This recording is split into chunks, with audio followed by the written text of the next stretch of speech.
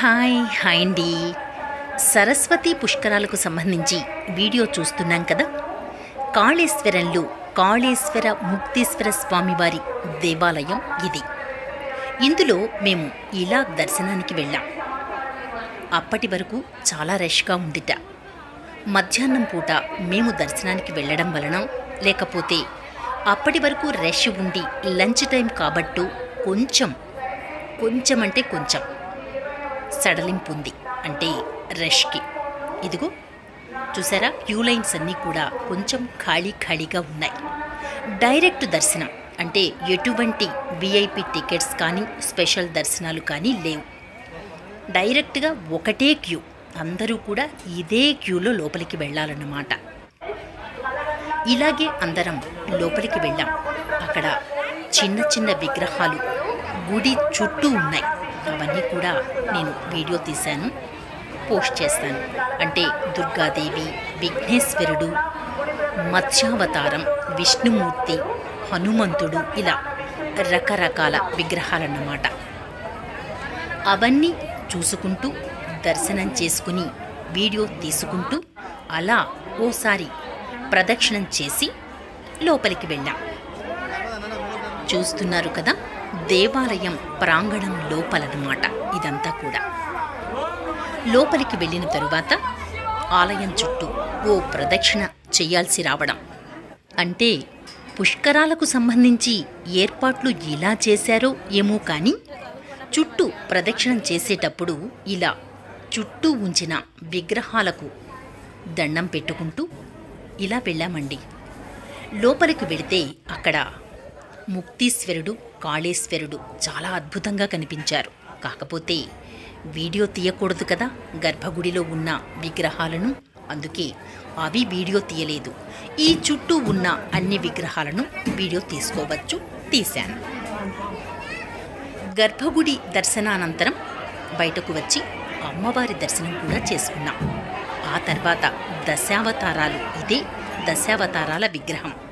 ఆ తర్వాత మత్స్యావతారం చూసారా, అచ్చం చేప ఆకారంలో ఉంది. ఇక్కడ చేప ఎలా ఉంటుందో అదే ఆకారంలో ఇక్కడ విష్ణుమూర్తి.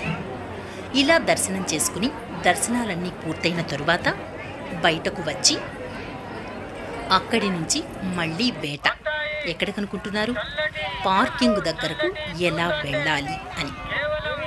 పార్కింగ్ అంటే 2 కిలోమీటర్స్ దూరంలో మేము కారు పార్క్ చేసి వచ్చాం కదా, అక్కడి వరకు ఆటో ట్రై చేశాం, బస్ ట్రై చేశాం.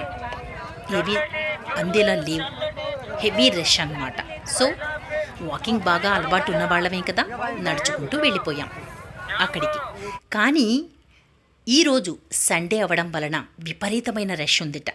నిన్న కూడా మా తర్వాత వచ్చిన మా ఫ్రెండ్స్కి, మా బంధువులకి మేము వచ్చేటప్పటికి దర్శనాలు కాదు కదా, కనీసం ఆ క్యూ లైన్లు దాటి కూడా లోపలికి వెళ్ళలేని పరిస్థితి. ఈరోజైతే గవర్నర్ గారు రావడం, సండే కావడం, రేపటి రోజు ఆఖరి రోజు కావడం, ఇన్ని కారణాలతో ట్రాఫిక్ ఇలా ఆగిపోయిందిట. ఎక్కడికక్కడ దర్శనాలు చాలా కష్టతరంగా, కొందరికి మాత్రమే దర్శనం అందాయిట, కొందరికి దర్శనాలే లేవు ఇంత దూరం నుంచి వెళ్ళినా కూడా. ఇంతకీ మేము ఎక్కడి నుంచి వెళ్ళామో మీకు తెలుసు కదా, అదేనండి, హైదరాబాద్ నుంచే వెళ్ళాం. హైదరాబాద్ నుంచి వెళ్ళినా కూడా కొంతమందికి దర్శనాలు అందలేదు. ఎందుకంటే ఇంత దూరం నుంచి ప్రయాణం చేయడం వలన లేటుగా అక్కడ పార్క్ చేశారు కాబట్టి పార్కింగ్ ఏరియా నుంచి లోపలికి వెళ్ళడం కష్టమైందన్నమాట. చూస్తున్నారు కదా, ఇదండి అక్కడి ట్రాఫిక్, అక్కడి రష్, అక్కడి వాతావరణం. అరకొర సదుపాయాలతో ఎలాగో సరస్వతి పుష్కరాలను పూర్తి చేసేస్తున్నారు మొత్తానికి. కాకపోతే ఎవరిని ఏమీ అనలేని పరిస్థితి. బాగా పల్లెటూర్లు, వాళ్ళ శాయశక్తుల అన్నీ కూడా సమకూర్చినా లక్షల్లో జనాలు ఉండటం వలన అన్నీ అమర్చలేని పరిస్థితి. మరి అంతమంది జనాలతో ఉన్నప్పుడు ఇలాంటి అసౌకర్యాలు ఉండటం కూడా సహజమే కదా. చూసారా ఎలా ఆగిపోయినాయో వెహికల్స్ అన్నీ కూడా వరుసగా. రేపటి రోజు ఆఖరి రోజు కావడంతో రేపు ఇంకా రష్ ఉంటుందంటున్నారు అక్కడ పోలీస్ యంత్రాంగం. సరస్వతి పుష్కరాలు మళ్ళీ 12 సంవత్సరాల వరకు ఉండవు కాబట్టి ఎలా అయినా సరే ఓపిక చేసుకుని ఆఖరి రోజైనా దర్శనం చేసుకోవాలి, సరస్వతీ నదిలో స్నానం చెయ్యాలి అనేటువంటి ఉద్దేశ్యంతో చాలామంది రేపు వెళ్ళవచ్చు. అయితే వారందరికీ చిన్న విన్నపం, తగిన జాగ్రత్తలు తీసుకుని మరీ వెళ్ళండి, లేదంటే చాలా ఇబ్బంది అవ్వచ్చు. ఇదిగోనండి మా ప్రయాణం ఎట్టకేలకు నడుచుకుని కారు దగ్గరికి వచ్చి కారు రివర్స్ చేసుకుని రిటర్న్ జర్నీ మొదలుపెట్టేశాం.